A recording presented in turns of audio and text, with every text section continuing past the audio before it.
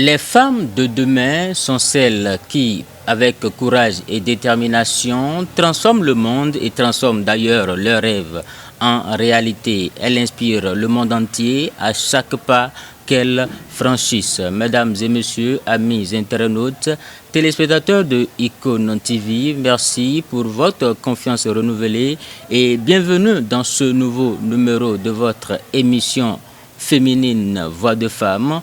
Aujourd'hui, nous recevons pour vous une dame de fer, une femme exceptionnelle, jeune béninoise dynamique. Elle s'est donnée pour mission de devenir une figure incontournable dans le paysage socio-politique africain, à l'image des femmes influentes comme Oprah Winfrey et Folorunshò Alakija. Avec plus de 15 ans d'expérience en tant que consultante et experte en anglais, elle est aussi dans les relations internationales et le tourisme, pour ne citer que cela. Chers internautes, amis téléspectateurs, celle que nous recevons pour vous ce matin pour ce nouveau numéro de Voix de Femme redéfinit les limites du possible et incarne avec fierté la nouvelle génération de femmes influentes, en tout cas aujourd'hui au Bénin. Elle a pour nom Cléopâtre Kouni Azondé. C'est elle que nous recevons pour vous ce matin. Cléopâtre Kouni Azondé, bonjour. Bonjour Monsieur Justin et bonjour à tous et à toutes. Alors il faut avouer qu'il a été difficile de vous déloger, hein? Vraiment désolé pour ça, mais on dit que l'heure de Dieu est la meilleure. L'heure de Dieu est vraiment la meilleure. En tout cas, nous, ce qui nous intéresse, c'est votre parcours jusqu'aujourd'hui. Votre parcours continue de motiver beaucoup de femmes, en tout cas au Bénin et à l'international. Et il me plaît bien de vous demander, à l'entame de cette émission, dites-nous, qu'est-ce qui a motivé vos premiers pas, vos premières étapes aujourd'hui dans le secteur que vous êtes en train d'embrasser, en tout cas fièrement aujourd'hui? Alors, je vais dire qu'il y a eu 3 éléments fondamentaux qui m'ont motivé. Le premier élément, c'est de montrer qu'on peut être jeune et bien faire. Parce que souvent, le jeune est comparé à cet être humain insouciant qui ne comprend pas encore la vie, qui ne sait pas ce qu'il veut. Pourtant, on peut être jeune et bien faire. On peut être jeune et faire en sorte que les adultes aient envie de nous apprendre, d'échanger avec nous, de partager avec nous et de nous porter, de nous aider à grandir et développer plus d'expériences professionnelles ou même personnelles. Le deuxième élément, c'était de prouver qu'on peut être une femme et on peut bien faire. On peut être une femme et on peut se voir confier des responsabilités, on peut se voir confier des tâches et on peut le faire de sorte à amener les uns et les autres à être fiers, mais non seulement être fiers, mais avoir envie de travailler avec vous, avoir envie de vous aider à vous améliorer parce que la vie, le travail en société, c'est ça. Chacun a des talents, des dons, des forces et des faiblesses et nous sommes censés interagir dans une certaine codépendance sociale pour apporter un plus les uns aux autres. Et le dernier qui est peut-être le plus fort, le chiffre 3. Donc mon troisième élément, c'est prouver que l'excellence peut être africain. Je vais dire ça comme ça. Qu'on peut être africain et que on peut être excellent. Qu'on peut être africain, on peut voyager à travers le monde et on peut porter sa fierté d'être africain.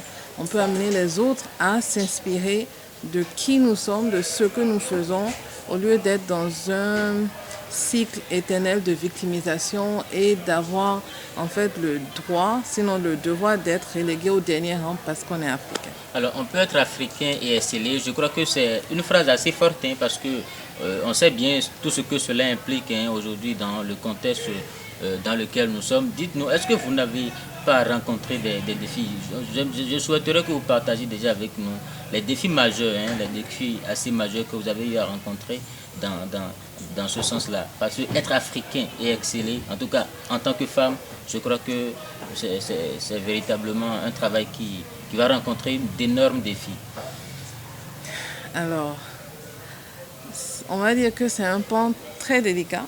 Être africain et vouloir prôner l'excellence, être africain et voyager à travers le monde et amener les gens à se dire waouh, elle est africaine, elle est béninoise, elle vient d'un tout petit pays quelque part en Afrique de l'Ouest. Les défis déjà, c'est l'estime de soi, la confiance en soi. Premier défi. Puisque quand vous arrivez quelque part, souvent vous vous retrouvez être la seule personne à avoir, on va dire, la formule magique d'injecter la confiance, de booster votre croyance en vos capacités et en votre africanité. Deuxième défi, c'était de rester authentique, de rester africaine, de ne pas copier les autres et de promouvoir et de mettre en avant mes valeurs, ma culture, mes traditions et d'être juste moi. C'est souvent pas facile, souvent difficile. Quand vous vous retrouvez être le seul dans un lot.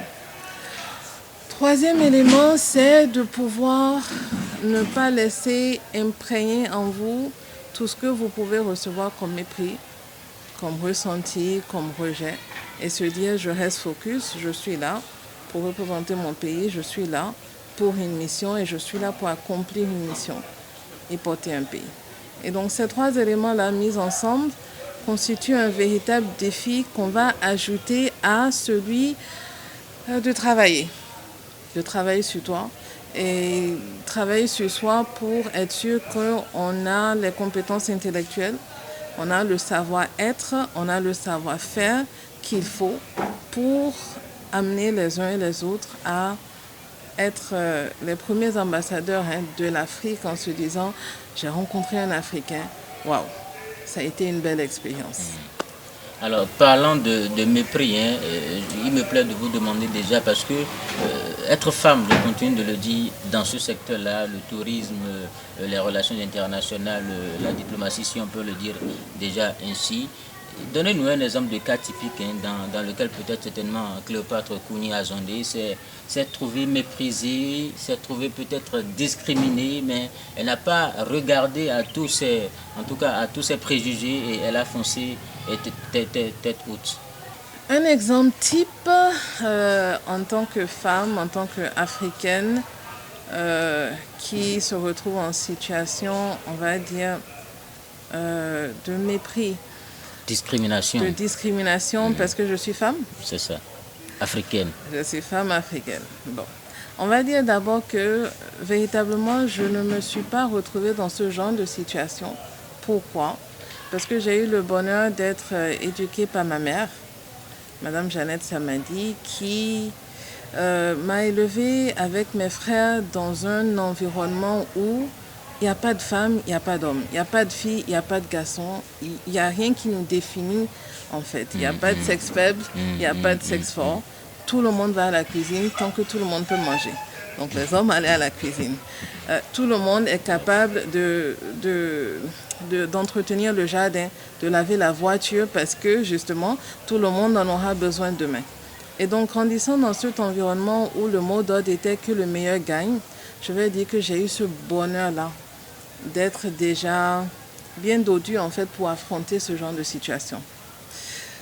Il m'est arrivé de voyager plusieurs fois et de me retrouver surtout dans certaines cultures où la femme n'a pas, on va dire, la même valeur culturelle que la femme chez nous en Afrique ou au Bénin, de me retrouver discriminée de par ce fait-là.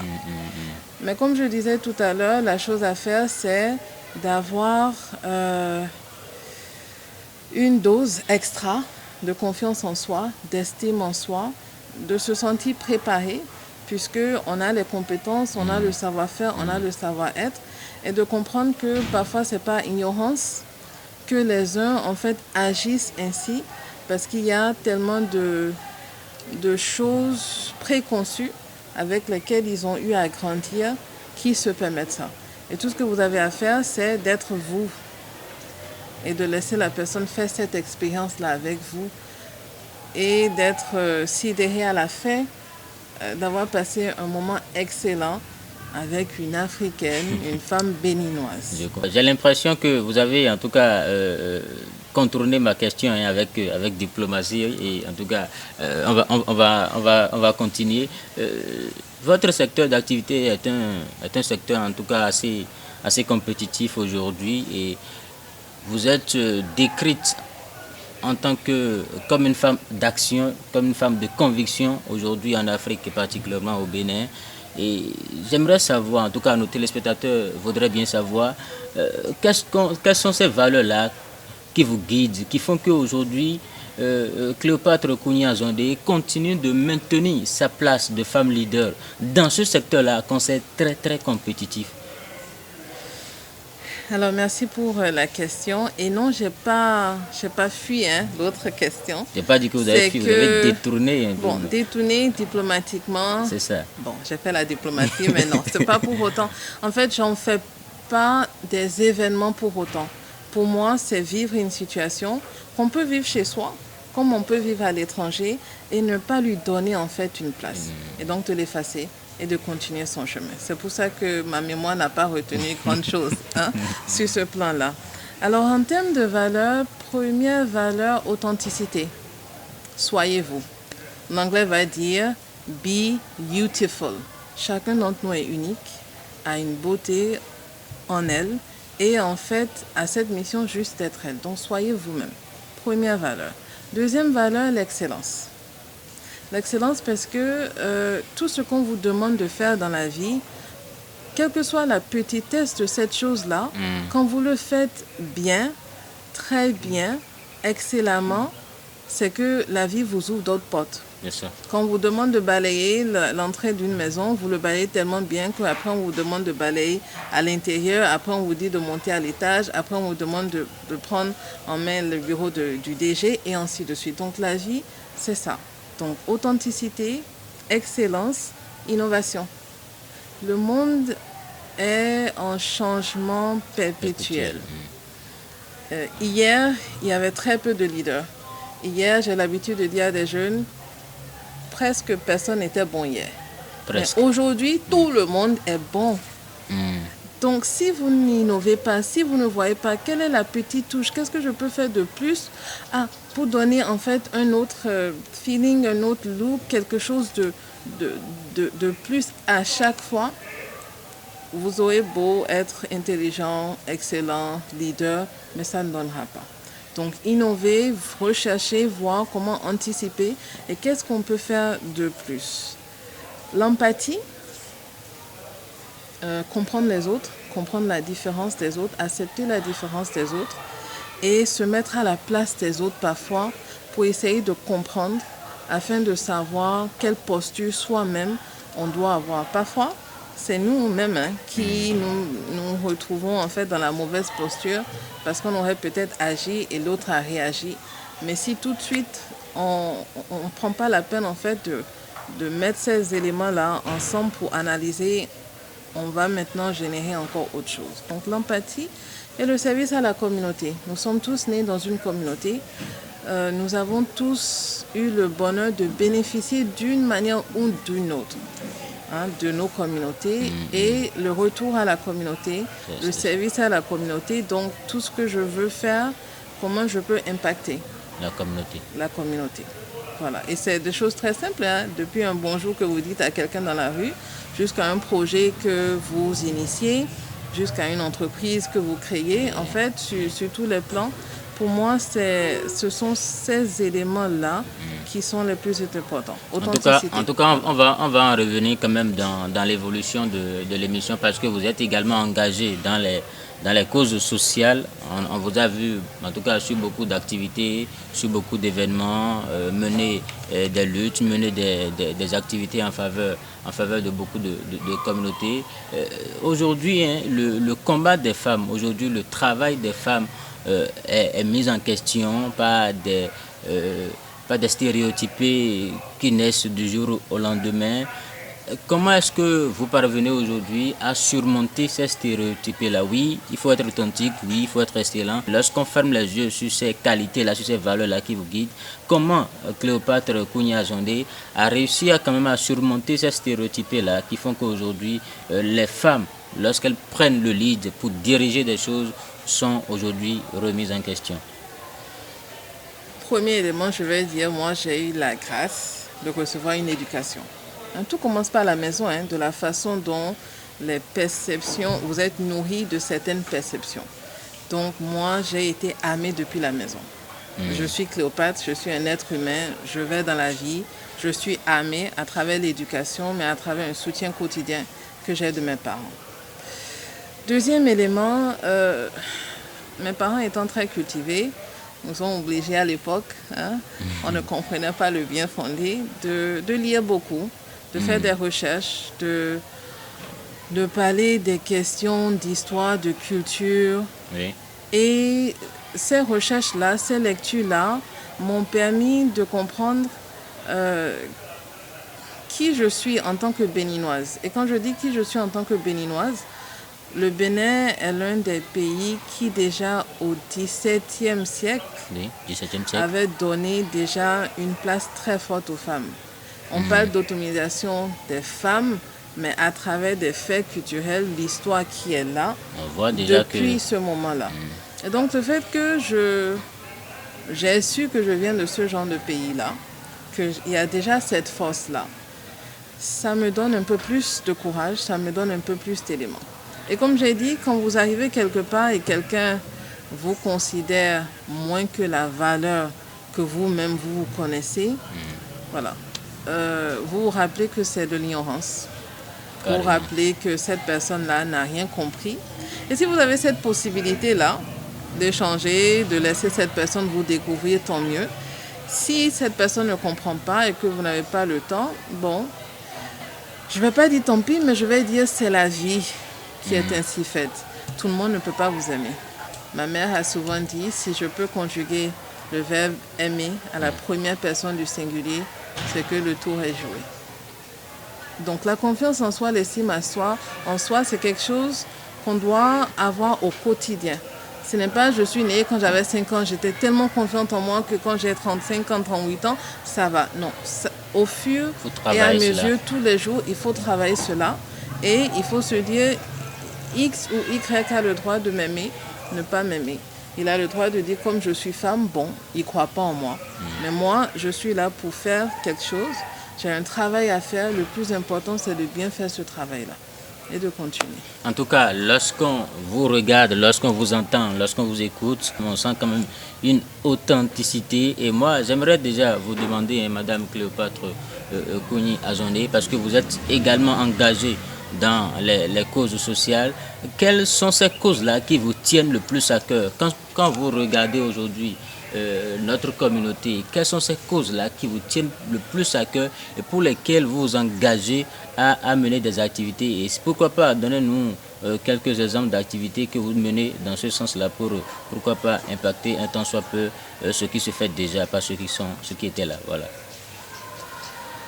Alors, en termes de cause sociale, j'ai une cause sociale un peu particulière.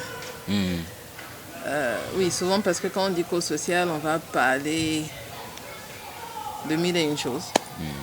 Mais moi, ma cause sociale, c'est le bien-être. Tout simplement. Ça veut dire? Le bien-être, ça veut dire le bien-être humain, l'épanouissement, aider les uns et les autres à se sentir bien. Vous et moi, nous sommes là ce matin. C'est ça. Nous échangeons, nous rions, mais peut-être qu'on ne se sent pas bien. Peut-être qu'à l'intérieur de nous, il y a des problèmes. À la maison, il y avait des situations à gérer. Au boulot, on ne sait pas comment aller. Et la vie est devenue un cycle infernal où c'est la maison, c'est le boulot, c'est comment aller de l'avant, comment avoir une promotion. En fait, chacun veut bien vivre le peu de temps qu'il a ou elle a à passer sur cette terre-là.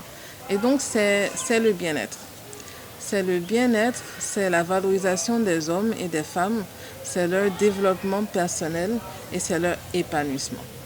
Et ça, je le fais, oui, du côté social, mais aussi du côté entrepreneurial. Okay. Parce qu'une entreprise qui veut, on va dire, perdurer, dans le temps, oui. Dans le temps, oui. Dans les siècles, a besoin en fait de mettre l'humain au cœur de tout ce qu'il fait, de ses actions. Voilà. De façon concrète, on a, donc l'entreprise s'appelle Musca Plus Consulting, Multi-Skills and Knowledge A+. Et nous sommes un groupe d'entreprises ou d'agences spécialisées dans l'ingénierie, l'innovation et l'accompagnement au niveau linguistique, touristique et entrepreneurial. Et donc, nous travaillons à faciliter l'épanouissement et la connexion des hommes à travers le monde, en leur donnant en fait des moyens de surmonter les barrières linguistiques, les barrières culturelles ou des barrières entrepreneuriales. Donc nous venons en développement personnel, en développement professionnel et nous avons nos agences Taraja, Toura et BizBoost. Mais nous avons également la branche fondation qui est là pour le côté social et apporter un plus. Apporter un plus parce qu'on estime que aucun homme sur cette terre-là n'a été créé parce que Dieu n'avait rien d'autre à faire. Chaque être humain qui est créé a un rôle à jouer, a quelque chose à apporter au développement de l'humanité. Et chacun d'entre nous a notre place, que ce soit celui qui est dans la rue, qui s'est retrouvé à cause de ce chemin de vie dans la rue, que ce soit celui qui est dans une entreprise, celui qui est en communauté, ceux qui sont bien ou moins bien, chacun a son rôle à jouer. Les bébés, les adolescents, les adultes, nos pépés, nos mémés, donc ceux du 3e âge. Chacun a un rôle à jouer et il est important pour nous de pouvoir aider les uns et les autres à avoir un petit plus, à croire en eux. Donc le développement personnel. On fait des ateliers, on travaille avec des jeunes, avec des femmes, avec des professionnels pour qu'ils trouvent l'équilibre entre la vie personnelle, entre la vie professionnelle. Comment est-ce qu'on arrive à développer une confiance en soi, l'amour pour soi-même? Comment est-ce qu'on se donne le devoir de rêver grand? Quelle que soit l'étape de la vie où vous vous retrouvez aujourd'hui, et de se dire, écoutez, voici là où moi je veux aller. Je peux tomber, je peux échouer, mais je vais me relever et je vais continuer. Et donc tous ces éléments-là, aussi des actions de solidarité, parce que dans la vie, si tout le monde pouvait choisir, on serait tous des hommes riches. On serait tous, en fait, au sommet de la vie, en train de s'accouler tous. Mais malheureusement, il y a des chemins de vie, il y a des parcours de vie.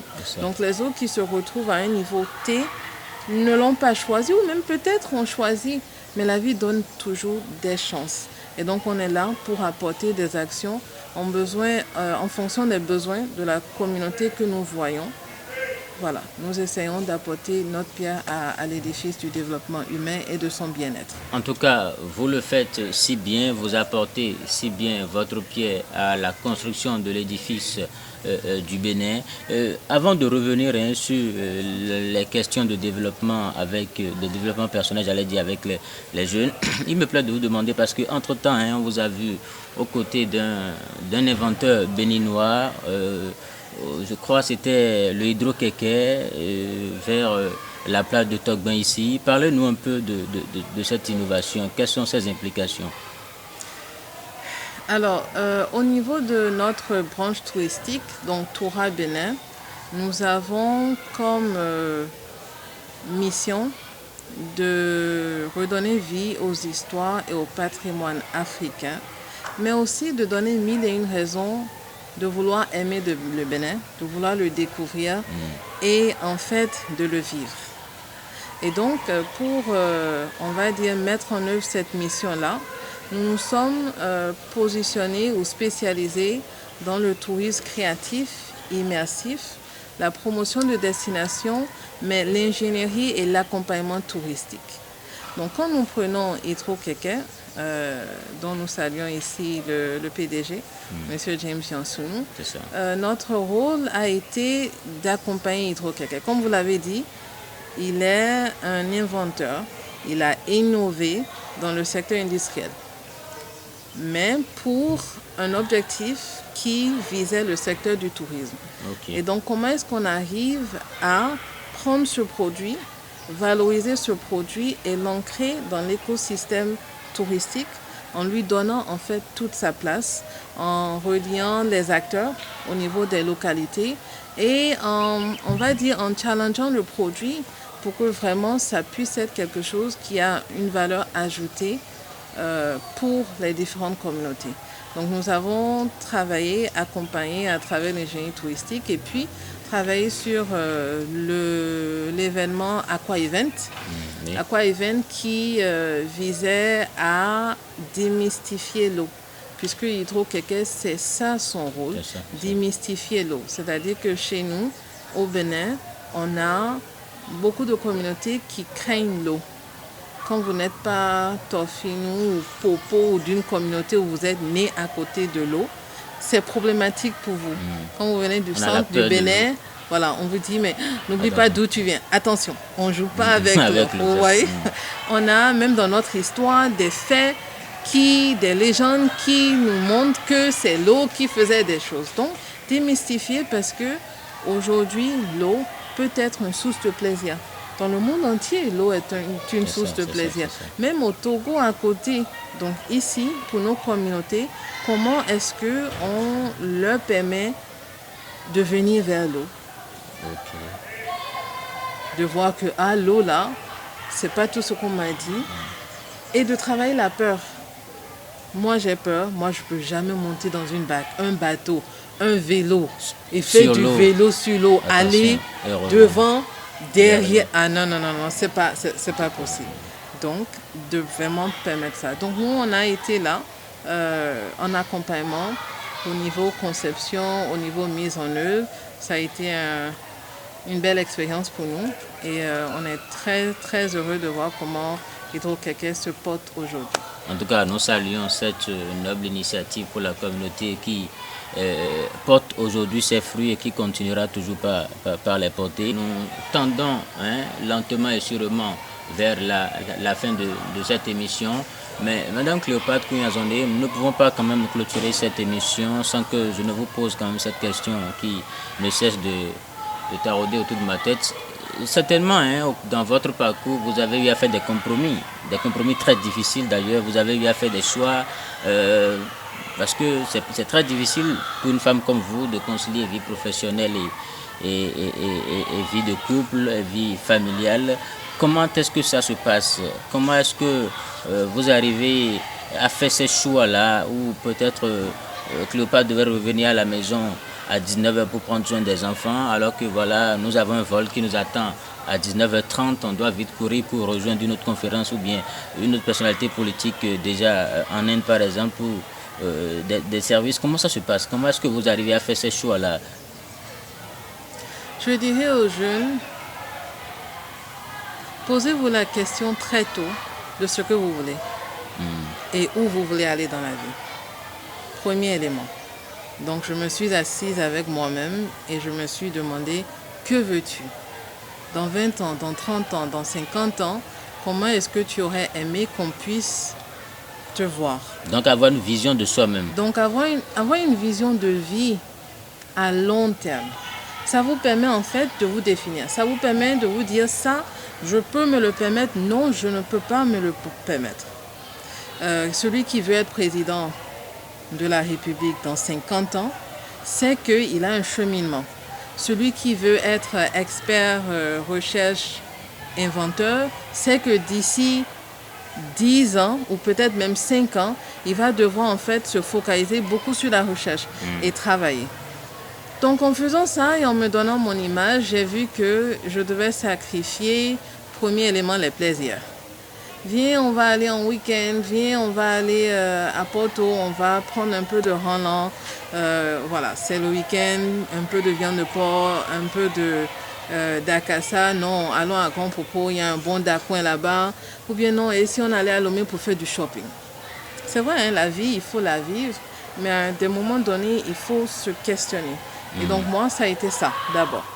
Tout ce qui était plaisir instantané, non, j'étais dedans.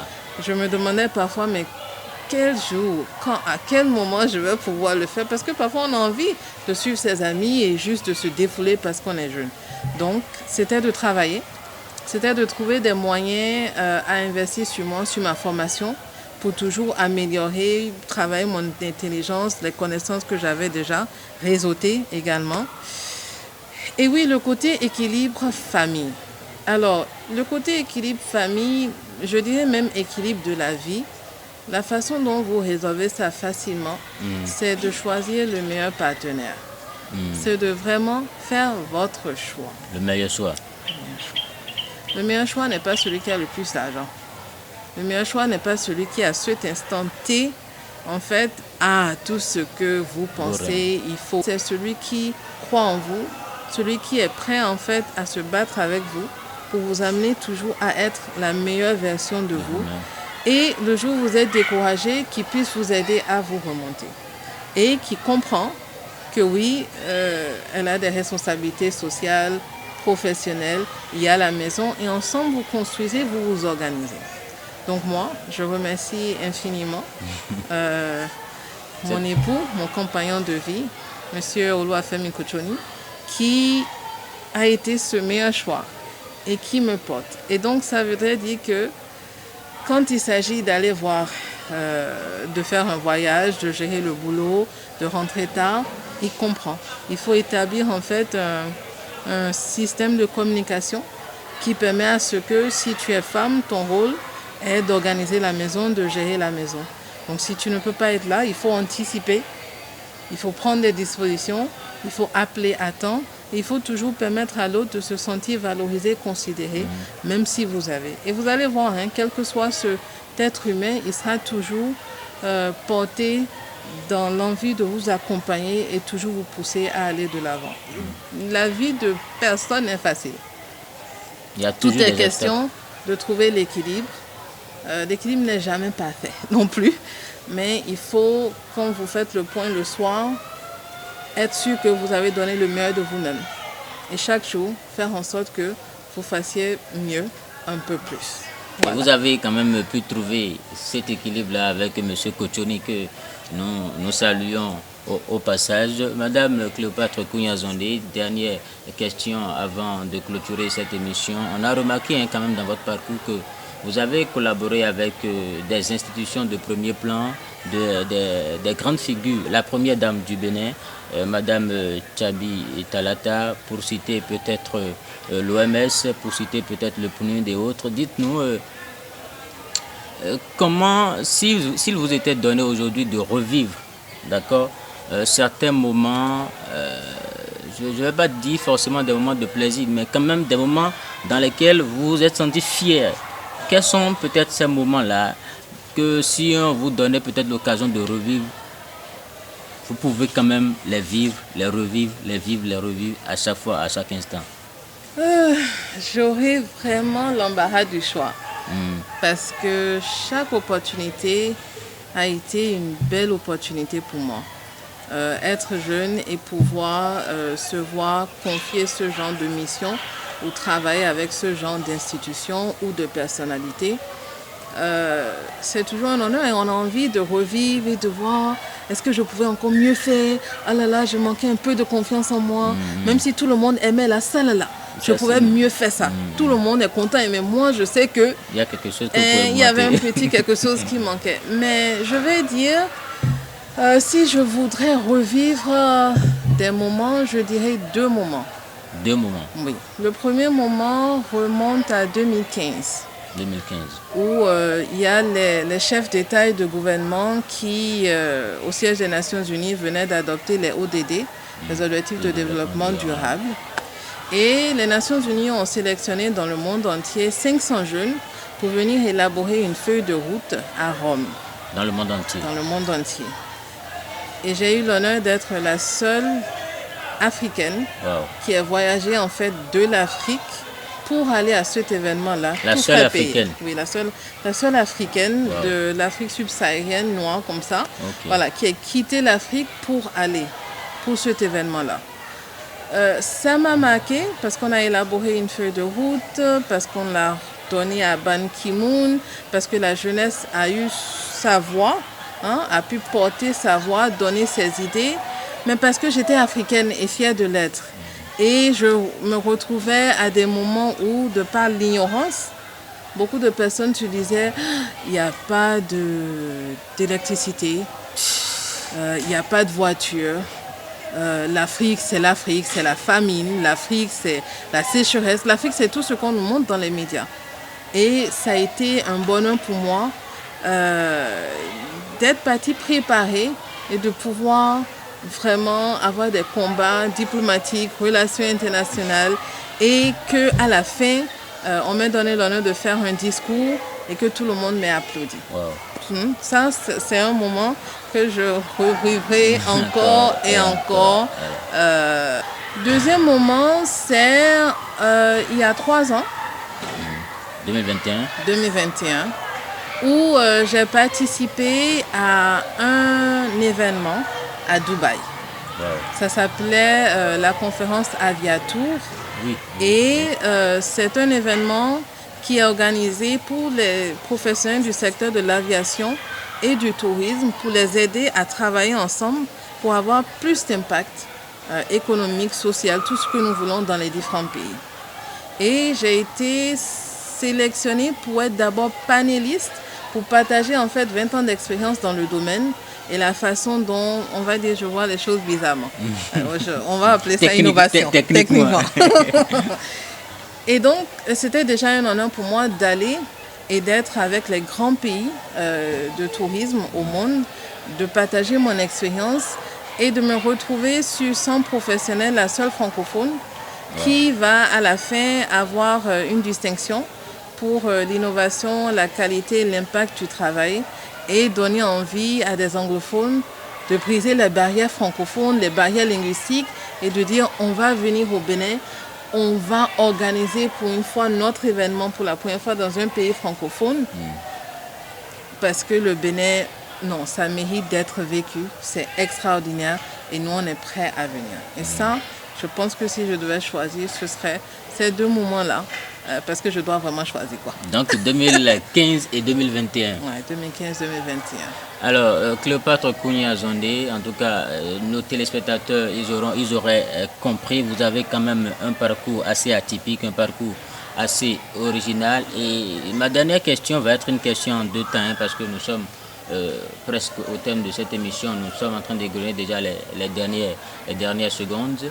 Je suis jeune femme. Et je suis en train actuellement de vous regarder et je me vois dans vos perspectives, je me vois dans votre façon de parler, je me vois dans votre vision. Quels conseils vous auriez peut-être à me donner? Et ma deuxième question sera déjà de savoir en tant que femme leader aujourd'hui, femme entrepreneur aujourd'hui, quel héritage souhaiteriez-vous laisser aux générations à venir? À toutes les jeunes femmes qui me regardent, même les jeunes filles qui d'ici à là me regarderont, je leur dirai, croyez en vous. Premier élément. Ayez une vision, ayez un rêve. Que vous soyez une fille dans le village le plus reculé du Bénin ou du monde entier, croyez en vous. Entourez-vous de bonnes personnes. Faites tout pour être toujours la meilleure version de vous. C'est-à-dire que quand on vous donne quelque chose à faire, faites-le du mieux que vous puissiez. Qu'est-ce qu'on m'a demandé de faire? Qu'est-ce que j'ai fait? Est-ce que j'ai bien fait? Développez vous-même votre autocritique, regardez, et quand quelqu'un arrive, en fait, on dira « Ah, c'est pas parfait, mais quand même, il a donné le meilleur de lui-même. » Souvent, à l'école, on dit « La personne est allée à leur sujet, mais au lieu d'avoir un -0, il se retrouve avec un 5 ou un 6. » Parce qu'on voit que, bon, c'est hors sujet, mais on voit la volonté de bien faire. Trouver le bon mari. Vraiment, je continue pas à dire ça. C'est très, très important. C'est très, très important parce que votre famille va vous porter jusqu'à un moment donné et vous vous retrouvez dans la vie. Seul. Seul, mais Dieu a fait 2 jambes. Donc, on ne peut pas marcher que sur une jambe. Donc, il faut l'équilibre, il faut la dualité en toutes choses. Trouvez cette personne-là et ayez les discussions avec lui tôt. C'est-à-dire, quand c'est les je t'aime et tout va bien, tout au début, il faut se poser des questions. Voici qui moi j'ai envie d'être. Est-ce que ça rentre dans ton plan de vie? Est-ce que tu conçois que, voilà, à des jours donnés, à 19h, je serai dans une réunion, je vais faire ci, je veux faire ça. Voici ce que mes parents veulent de moi. Ils veulent une fille extraordinaire. Ils veulent qu'elle aille aussi loin que possible. Est-ce que tu te vois dedans? Non, tu ne te vois pas dedans. Comment toi tu vois ta vie? Tu me vois à la maison du matin au soir? Bon. Est-ce qu'on peut faire ça pendant 2-3 ans quand je vais faire les enfants? Et après, tu me laisses. En fait, c'est échanger, trouver des consensus, trouver des compromis. Moi, je suis restée à la maison pendant 5-6 ans à m'occuper des enfants. Pas parce que j'ai été forcée, mais parce que quand on discutait, on a vu que l'éducation de nos enfants, c'est très important. Et on allait faire en sorte que l'un ou l'autre soit là. Et à un moment, j'ai senti que, voilà ce que j'avais à faire. Et le jour où j'ai senti que non, maintenant il faut retourner, j'ai eu le bonheur d'être accompagnée et de retourner en fait maintenant à mes activités. Donc pour moi, ce sont ces éléments-là. Et de se dire, on est né pour vivre, il faut vivre, et l'échec n'existe pas. Le succès, c'est la somme des échecs. L'échec, c'est la vie qui vous dit, tu peux mieux faire. Regarde bien, regarde à côté là, tu peux mieux faire. L'héritage pour la jeunesse, l'héritage à travers l'entrepreneuriat. Mon héritage, c'est d'être une Africaine. Pure et dure. Mon héritage, c'est de dire, j'ai contribué à la vie, à la société, à la vie en communauté. J'ai impacté. J'ai eu beaucoup d'opportunités de vivre à l'extérieur avec de grands postes, mais j'ai voulu rester chez moi. Et donc mon héritage pour la jeunesse, c'est d'être un exemple. Aujourd'hui, là, on parle de mes succès, mais mes succès sont vraiment, je dirais, le centième de combat au quotidien, de surmonter telle épreuve de vie, telle chose, tel élément, telle difficulté. Mais c'est de dire, le plus important, c'est que l'univers est là. Et de dire à l'univers, moi je veux aller là-bas. Quand vous prenez tous les grands noms dans ce monde-là, ils ont quitté quelque part. Un Steve Jobs qui a commencé dans son garage, un Facebook qui a commencé au dortoir. Mais juste se dire, voici où je veux aller. Et quel que soit ce qui va m'arriver en cours de route, tant que je vis là, et tant que j'y crois, le reste viendra. Je pense que ça, c'est ce que je peux laisser, parce que l'héritage, j'ai encore beaucoup à faire pour dire que je peux parler de mon héritage, mais si je dois laisser quelque chose à l'instant T, à la jeunesse, ce sera ça. Soyez jeunes, soyez bons, travaillez sur vous, soyez la meilleure version de vous. Faites en sorte d'être une référence, inspirez les gens quand ils vous rencontrent, qui se disent « j'ai rencontré Paul, j'ai rencontré Pierrette, waouh ». Et le jour où il y a une opportunité, tout de suite ils vont penser à vous. Pierre, tu es où? J'ai telle opportunité. Ah, tu n'as pas toutes les compétences, viens, on va t'aider, on va t'accompagner, tu vas développer les compétences. C'est ça l'histoire de la vie, de vivre et d'être eux-mêmes. Voilà. Merci beaucoup, Madame Cléopâtre Kouni-Azondé. Vous l'aurez compris, mesdames et messieurs, amis internautes, Cléopâtre Kouni-Azondé est une femme d'action, une femme de conviction. Elle a martelé, en tout cas vous l'avez remarqué tout à l'heure dans ses propos, elle disait on peut être jeune et bien faire, on peut être africaine et bien faire. En tout cas, l'exemple atypique, c'est sa personnalité, c'est ce qu'elle a fait d'elle-même. Mesdames et messieurs, chers internautes, nous sommes au terme de cette émission. Merci de nous avoir suivis. Prenez le rendez-vous pour un prochain numéro, pour une prochaine personnalité. Ce cadre adéquat, le Oasis des délices, nous a reçus chez vous. Merci. En tout cas, il est d'ailleurs ouvert pour vos différentes manifestations, anniversaires, mariages et j'en passe. Merci de nous avoir suivis. À très vite et bonsoir chez vous.